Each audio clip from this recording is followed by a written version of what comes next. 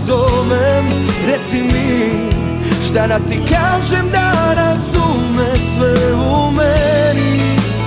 Šta si meni ti, šta si meni ti.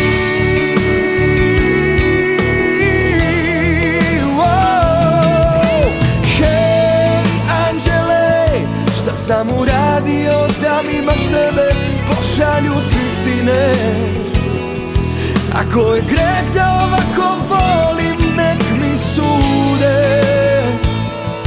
Samo čuvaj me u sebi. Ako i kad zatrese se dan i tišina preplavi glas, samo stisni moju ruku tad, da tu sam